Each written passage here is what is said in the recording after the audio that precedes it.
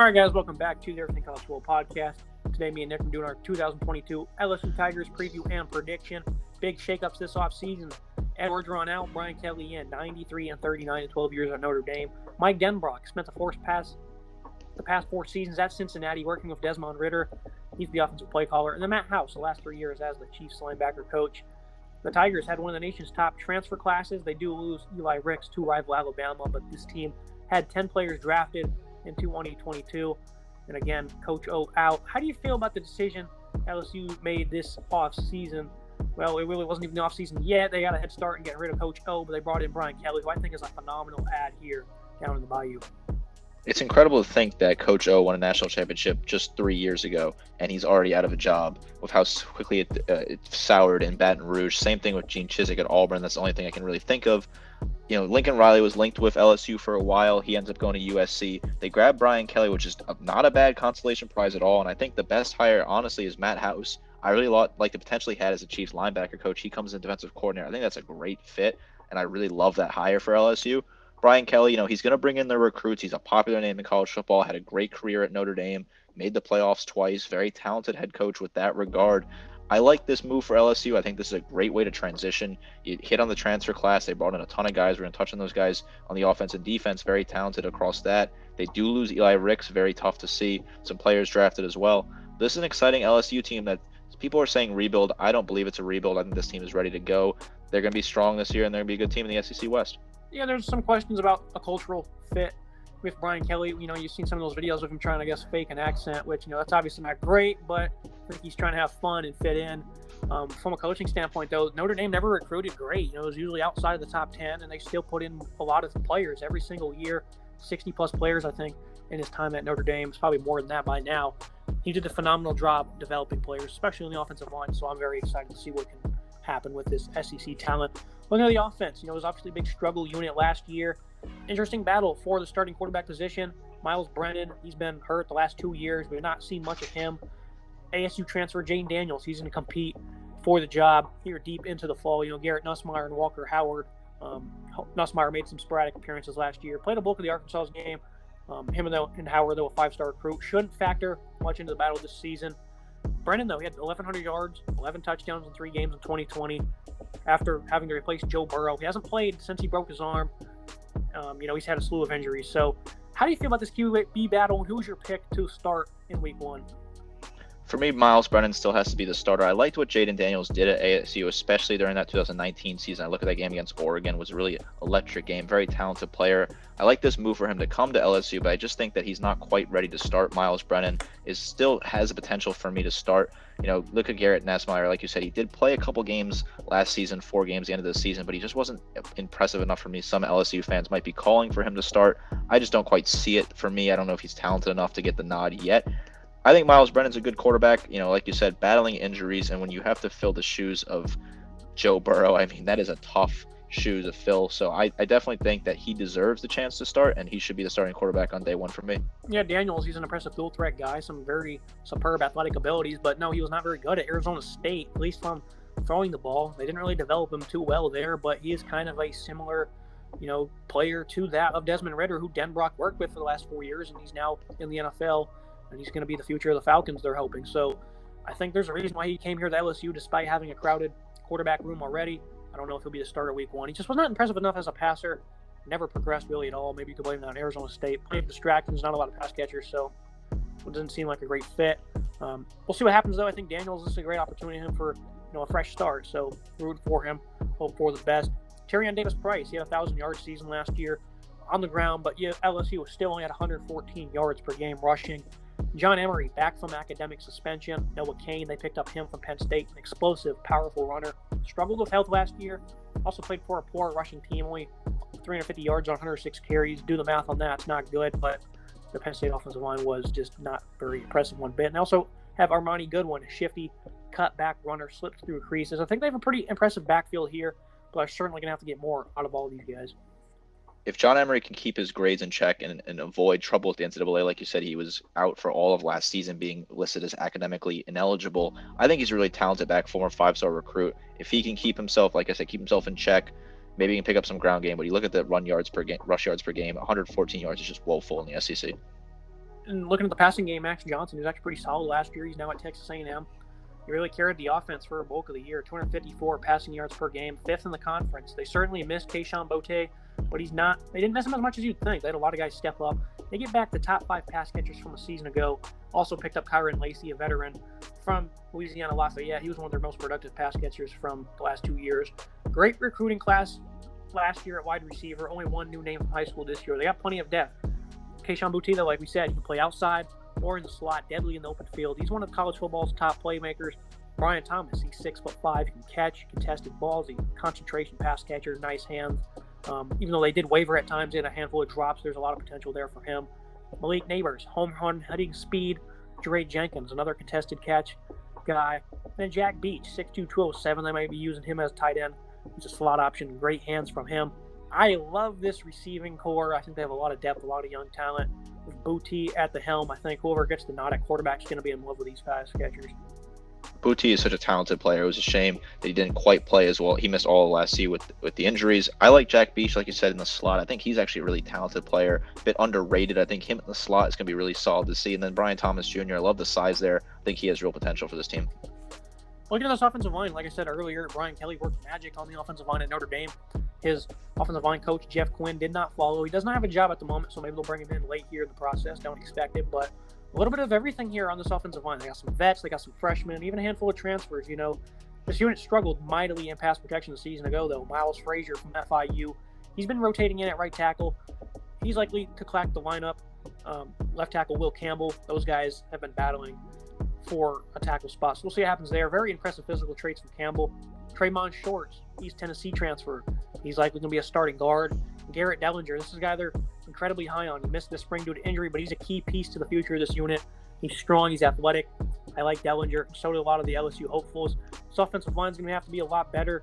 That was kind of Kelly's bread and butter, though. What are your expectations in year one? I like Cam Wire a lot, the junior left tackle returning starter. He had a decent year last year. Interested to see what he can do. I think redshirt freshman Xavier Hill is also another name to look at. He has some starting experience, especially late in the season in those bowl games when the team was kind of torn apart with COVID and other injuries. Xavier Hill might have some real potential here as a player. I think he can develop into a solid offensive lineman. Overall, I expect a pretty big year from this offense, to be honest. I think the offensive line will certainly be a lot better. I think the running game will be a little bit better because of the talent and, of course, the blocking. And then I think they should be able to figure out this quarterback battle. If they can't, then that might not be a good thing for this offense's future, short-term future, that is. But I love what they got a pass catcher, one of the better groups in the conference. What are your final thoughts on this offense? I think the offense has real potential here if they can keep their guys in check, and if they run with Brennan here. I think he has enough talent in the wide receiving core to get some good passes and make some good plays. The running back should be good this year. The offense should definitely take a step forward this year. Looking at this defense, it was obviously a unit that was probably the most banged up in all of college football. Look at their roster from last year. I don't think there's a single person that played more than 6 games. They were so injured. They added 9 transfers, though, so they got some new, well-established depth. 6 of those guys come in the secondary. We'll get to them a little later. But these guys added a lot of players to add on top of what I think is probably the most talented defensive line in college football. They're losing Neil Farrell on the interior. Big fan, though, of what they got coming back. I think it's one of the nation's best in terms of upside. Interior's in great hands. Jacqueline Roy, top 10 returner at the position according to Pro Football Focus. 6 tackles for loss last year. Getting more condition, that's a big focal point for him this offseason. The motor's going to get better. He's a chaos creator to begin with, so let him work on that. And, man, he's going to wreak havoc. A former 5-star Mason Smith is next to him. Very impactful pass rusher last season. Had 4 sacks, mainly played outside last year. Hybrid defensive lineman, though. Looking at this pass rushing unit, though. Ali Gay, length, leverage as a pass rusher, explosive. Those are the traits you see with him on film. Flexibility, a nice blend of power and speed for being 6'6". Big fan of him. I expected him to break out last year. Only played 4 games, but he had 2.5 sacks in those limited contests. And then the brother of Azeez Ojulari, BJ Ojulari, this guy, I also expected a big breakout season from him. And that's exactly what we got. Consistency has been an issue, though, over the first 2 years. High-end athleticism, 11.5 tackles for loss, 7 sacks. And I also picked up Mekhi Wingo from Missouri. Plays hard, quick get off. I'm in love with this defensive line. How are you feeling? I absolutely love this defensive line as well. I look at a guy like Mason Smith, freshman first team All-SEC last year, 7 games, 5 tackles for loss, 4 sacks. He can definitely double those numbers potentially. Very talented player. Look at BJ Ojulari, 57 tackles, 7 sacks. really talented player. And then I.E. Gay missed most of the season because of injury. He comes back. He should be firing on full cylinders. This defensive line is one of the best in the SEC. Super talented. They're going to be really great this year, and they're going to have a lot of production. I like the guys backing him up as well. Linebacker Mike Jones, this guy from Clemson, they expected big things out of last year. Didn't have a great year last season, but the new staff is highly impressed with him. He should thrive with Matt House here as the defensive play caller. Another one of those potential breakout stars. Micah Baskerville, kind of shocking that he's back in school. Speedy, sideline to sideline range, 83 tackles last year. They also added 2 transfers, pretty solid depth. This linebacking core, I think they got to be better than they were last year, even though it was a very banged-up unit. But Baskerville, he's been around a while, and Mike Jones has a high upside, the former Clemson transfer. How do you feel about the guys backing up this phenomenal defensive line? I like Wes Weeks as well, the transfer from Virginia. He started for the Cavaliers. He comes in. I think he has potential to make some appearances as well. But Mike Jones, like you said, the guy transferred from Clemson, 34 total tackles last year. I think he has potential. He's going to step up here and kind of be that leader for this linebacking group. I think it's fit well, especially with the coaching experience, being the former linebacking coach of the Chiefs. The linebacking group can definitely step up this year. It's going to be interesting to see where Greg Penn figures into all of this. But I do like what they have at linebacker. Moving to secondary, very interested with this unit because last year, of course, they were very banged up. They were coming into the year with the top cornerback duo. Well, none of them played really at all. Ricks was down, and now so was Stingley before he became a top 5 selection. But they add a lot. Jay Ward is back as this guy that's probably better suited for safety.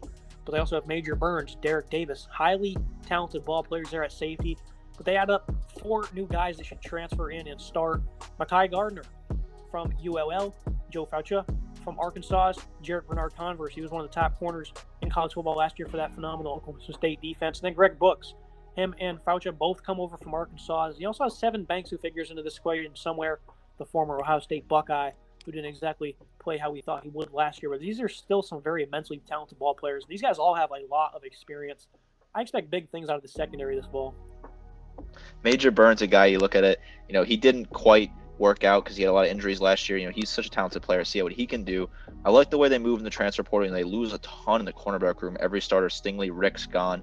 I definitely think the pickups they make, Garner from UL is so talented. I think he has a lot of potential. They bring in they definitely worked hard in the transfer portal. I like to see that from Brian Kelly, step into campus and start making work there. This cornerback room, I think they can step up, but it's going to be interesting to see how these guys gel together, because these guys haven't really played together because they're all transfers coming in from different programs. Yeah, that can certainly be a little messy. Bernard-Converse, though, 51 tackles, 11 pass breakups, rock solid on his side of the field last year. Faucia from Arkansas, highly productive, 74 tackles, 7.5 tackles for loss from his safety spot. And then Gardner, he was a third-team All-Sun Belt last year at corner. The thing that really struck me is 3 of the 4 guys are from the area. Gardner, being from Lafayette, right down the road. All these guys are from the area of Louisiana, not too far from LSU. So for Kelly to be able to come in here and get these guys to come back and play home, I think that speaks, wonders to what he's doing here early on. But back to the safety group, Major Burns, very quality player. Jay Ward, versatile. He can play safety or corner, maybe a nickel option or play Cordell Flott, but I think he already tried that and wasn't great. Safety seems to be better suited for his skill set. He's a strong tackler, very instinctive. And then Sage Ryan, he's a former 5-star. I'm pretty sure we just mentioned him. So very excited for the secondary. Looking at the schedule and the prediction, if you skip right to this prediction, you won't believe how much praise I just gave this team. I'm very excited for what they can accomplish in all facets of the offense and the defense. I think this team can truly accomplish a lot. They played lots of close games last year, mostly injured roster, probably the most injured roster in all of America. They had distractions of Coach O's job status as well. And they still won 6 games. They were 10-point dogs at home to Florida, and they ran all over them and beat them. I want to see them pass the eye test, though, October 1st, see how they can handle that. But, that kicks off a brutal 6-game stretch. They get A&M to finish out the season as well. So LSU has owned the series versus A&M since 2011, so maybe that's something to watch. This team can, I think, win 10 games, maybe be a legit CFB playoff contender. I think they're that talented. 7-5, though, I think that's going to be the final verdict here. I'll be rooting for 9 wins or more because I'm very excited about this team, but being realistic, 7-5 is certainly the mark. The back half is just brutal. Brian Kelly should easily get this team to bowl eligibility in his first season. You look at the schedule. I like the way it's constructed. I like that game against Florida State and NOLA on a Sunday night. I think the way they look, they get Tennessee at home is definitely favorable. They get Alabama at home. A&M, like you said, they had the number the last decade or so. Definitely potential. They gave Alabama a scare last year. They gave A&M a tough game too. So I think there's some serious potential with this team across the board. But 7-5 is definitely feels right for right about now. Maybe as the season develops, things can change. But they got to travel to Swamp. They got to travel to Jordan Hare. They got to travel to Arkansas. Those are definitely tough places to play. Yeah, you look at all the ats here. They also play at Texas A&M. So I think you can go ahead and maybe say they'll win at least one of those, which I think they probably will, so maybe bump it to 8-4. But which one is the question mark? because those could potentially be really close games. Those teams are no slouch. So LSU 7-5, but I definitely think 9 or 10 is certainly possible if they can, play disciplined football, gel together in the back end like you're alluding to, and figure things out at quarterback. I think they could certainly shock a lot of people. And playing Alabama at home, that could certainly be an upset potential, because last year they played them really close and they shouldn't have. So we'll see what happens. That's going to be it for today's episode, guys. Make sure you like, comment, subscribe. Nick, as always. Yeah, thank you so much. Make sure you guys do all that above, and see you next time.